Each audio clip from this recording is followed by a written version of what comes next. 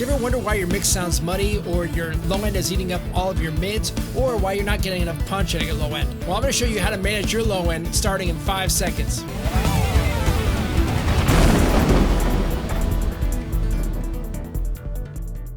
Managing your low end in production is an important part of getting a good sound. The fact is, bad low end management actually is probably one of the reasons why your mixes are not translating outside of your studio. Could be that you're not getting enough punch, or you could be bloated on the low end, or it just sounds muddy. Let's start first with what a bass wave is. Bass waves are huge. A 60 hertz bass wave is about 19 feet long, and a 20 hertz bass wave is 56.5 feet long. Now, when you extrapolate that to your studio, if you're trying to get some good low end, most of your studios are not going to be much more than 10 feet long. So you can imagine a 60 hertz bass wave that's 19 feet long, it's going to bounce off your wall and come back. And if you hit the right frequency, where your room is actually half the distance of a bass wave, you might even have cancellation. We've all experienced being in traffic and hearing a car that's like 2 blocks away, and all you hear is low end. Case in point, those bass waves are long. So what does that have to do with getting a good mix? Well, it all starts in your studio. If you don't understand how your studio is built or your room's resonant frequency, then you're going to have a tough time managing your low end in a mix. Every room has a resonant frequency. In fact, I have a video that actually shows you how to tune your room in 4 steps in an economical way. You should check that out. But a simple way to check out what your resonant frequency is actually dial up an oscillator, maybe in Logic, in your room, let's say 60 hertz, and crank it, and then walk around the room. There'll be parts of that room where you're just overwhelmed by that bass wave, and there'll be other parts of your room where it's completely gone. It's kind of a neat test. But if you do that and you dial in different frequencies, you're going to figure out where you're sitting, where there is a void or a buildup of bass. And that's going to help you be more informed on how to manage your bass when you're mixing. When you find that area that's a total void, that is where the bass wave is collapsing on itself and actually canceling itself out. On the other side, if you find that you're overwhelmed by it, that's where it's building up. But cancellation, tuning your room, and understanding bass frequencies is the first step in really getting a better mix on your low end. So we're going to talk about do's and don'ts on how to manage your low end. Let's go ahead and step into Logic. All right, I'm in Logic right now with this kind of electronic track up. Really what we're going to do is look at some of the do's in addressing how to manage your low end in Logic. The first do is identify the instruments that are making up your low end. So let's just take a quick listen to this track.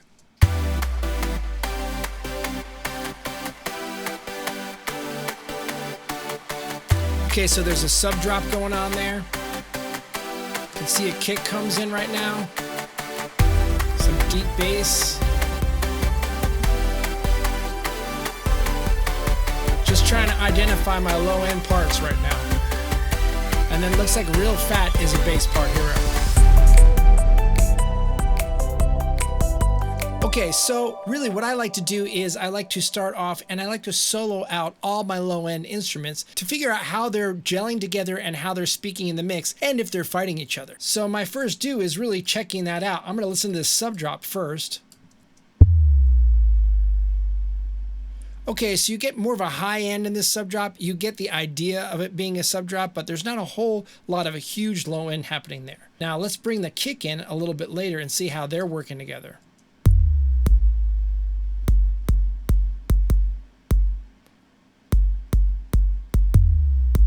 Okay, so that kick has got a lot of click to it, and it doesn't have a whole lot of low end, but I notice there's something called deep bass here, so let's check out how that's working with this.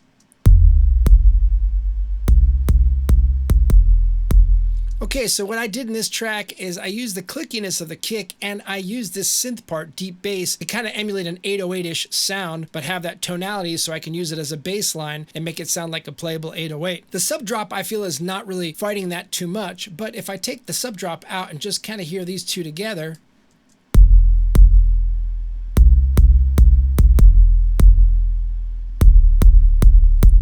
so I'm getting a desired result. In fact, if I were to bring up an EQ on both of these, here's my kick, and let's go to that deep bass, and just kind of look at these two together and see what frequency ranges they're doing together. So you can see this is peaking around 40, 45, 46, and this is changing, this low end is changing with the tone. You can see it's kind of falling around here. But I don't feel like this is fighting it too much. However, if I do feel like there's too much cars in the parking lot as far as these two working together, what I can do is roll off some of that low end of that kick so it's not fighting this low bass that's actually really warm and nice.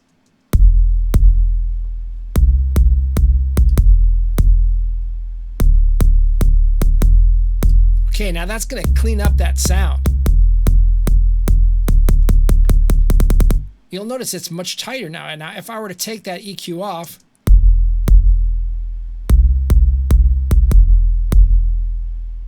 it's a lot woofier now if I go and roll off that low end there. Wow, that's a tighter sound. So really this is what you begin to do is you start to see how these are working together, and that's the second do. Find what bass frequencies are working together and see if they're fighting each other or if they're adding a woofiness to it. This was adding an unnecessary woofiness, which we just fixed by rolling off one of those two's low end, and you still have all that low end from that bass. So the idea is to go through all of your bass parts. This next bass part is a kick and a real fat bass. So let me take this deep bass out and you'll see what we kind of warmth we have. Now again, that kick is really kind of lost this low end.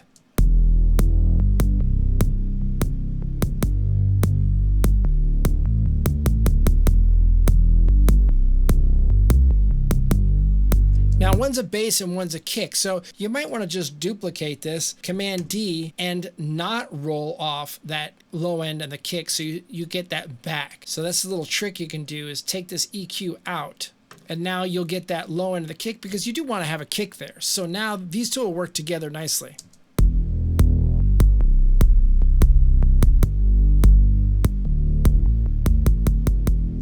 So really the idea is to try to figure out who is working together. So that's tip number 2. The next thing you want to do is when they are working together to make sure that things are not phasing or eating up your low end. Right now, this real fat bass, it's hard to tell if it's phasing or not because it's a chorusy sound. It's a very wide sound. But you want to solo these things and say, okay, who's working what, and do I miss it if I take some of this low end out? Remember, if we throw a whole bunch in that sub area, it's going to rumble and it's going to eat up some of that track that you don't want. You want to pick and choose who's taking the low end lead in these. Now, if we fast forward a little bit in this track, we see that there's multiple things. We got 808 kicks going on here. We also have some sound effects. I think it's important to bring these impacts in because they're bringing in a lot of low end as well.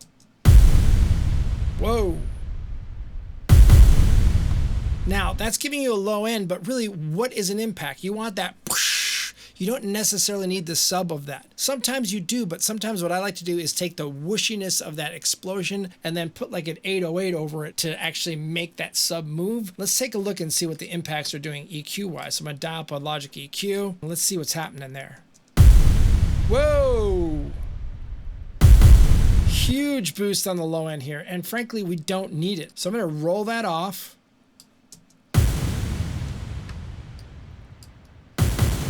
Because I don't really need the low sub. Just imagine all of these basses on top of each other, adding all that low from like 30 to like 80, and it's just like all building up on each other. Not good. That's what you want to take care of. So that's step 3, like taking care of the phasing, taking care of the multiplying on top of each other, these low end frequencies we don't need. Again, pick and choose which ones you want. So now when we bring this into these bass parts, which is a kick, which is the original kick. So let's see, and we'll put that back down here where it does have low end and see what happens here.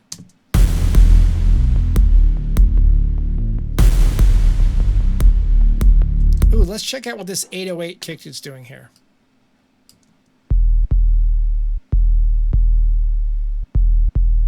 So I don't really need the low end from this because I'm getting a good low end from this, and I bet you these are coupling each other. Great. So I'm going to move this up to where I have the low end rolled off. Perfect. See, I don't need both the low ends working together. So now when I bring that real fat bass in there,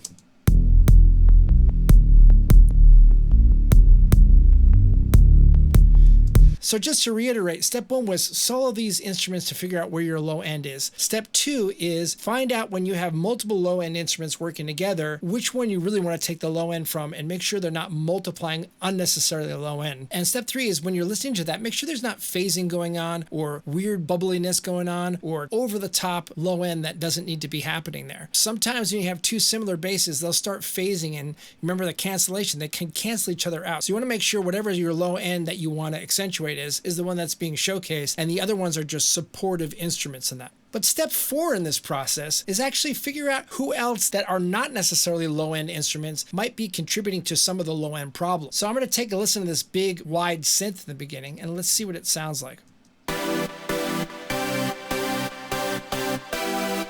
Now, fairly high, mid-range, big, fat sound. What I like to do is take a look at the EQ and see if there's anything happening on the low end that we don't hear.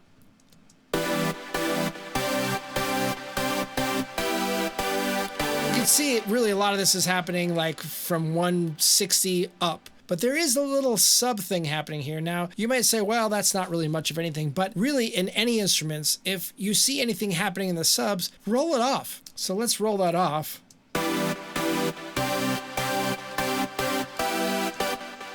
You don't really lose the essence of what you want out of that, and what you're doing is getting rid of some of that residual sub that is not necessary for this. So what you want to do is go through all the instruments and even the sound effects like we went through the impacts, and that's really step 4 is roll off anything that is not necessary, that is not where the essence of the instrument is, that is contributing to the low end, that might be negatively adding to your low end being muddy. That's what really creates muddiness in a mix. Now the 5th do in this is when you're mixing this, make sure you're mixing this on monitors, and that your monitors are at least an 8-inch woofer, or that you have a subwoofer. Because how are you going to really manage your low end? A subwoofer is going to tell you what's going on. And if you couple that with how you've tuned your room and you know the frequencies that might be peaks in your room, then you'll have a better idea of what's happening in your low end. A lot of people are using smaller monitors. Those woofers are not able to have that low end really hit you in a way where you can feel it. So I know that maybe not everybody has the budget to go buy 8-inch woofers in their monitors, but I think an 8-inch woofer is the minimum that you need. If you're mixing on 5-inch monitors or if you're mixing on smaller, you're not getting a real good accurate representation on the low end unless you have a subwoofer. So let's talk about the don'ts for a second. The one thing that is a big mistake, especially in these areas where you have monitors that are smaller than necessary to actually feel the low end, is that people are just boosting up that low end, especially when it comes to hip hop or other bass heavy genres like EDM. If you're not feeling it, you tend to want to push it to feel it. And really what you're doing is over modulating your mix. When I mix, I like to look at the entire frequency range of my piece of music. And I want to make sure that my highs are nice and crisp and clean. And my mids are not abrasive. And then my lower mids are nice and warm. And my subs are properly representing the sub frequencies without overwhelming the whole thing. When you tend to have a genre of music that has a lot of low end, the tendency is to push that. But when you push that, sometimes it will eat some of your low mids, it'll eat some of your mids and take away from your mix and just over modulate your mix. So the first don't is really do not over push your bass. What you want to do is have a nice happy balance between all the frequencies. Everybody should have their little space that they live in. But the second don't really is do not mix in headphones. We talked about how bass waves can be 18, 20, 50 feet long. How do you think that is represented in a headphone? It's not. You can't really get a good accurate representation. And I would argue having a subwoofer or having an 8-inch monitor is going to give you a much more accurate representation of how bass is traveling through a room versus headphones. People like to mix on headphones. I don't understand that. I don't like that. But I have these headphones that like really properly represent the bass low end. I paid an extra $300 for that. Okay, nothing's going to really represent the bass until you feel it. Well, I feel it, man. It's just in my brain. Do yourself a favor. Do not mix in headphones, especially when you want to manage your low end better.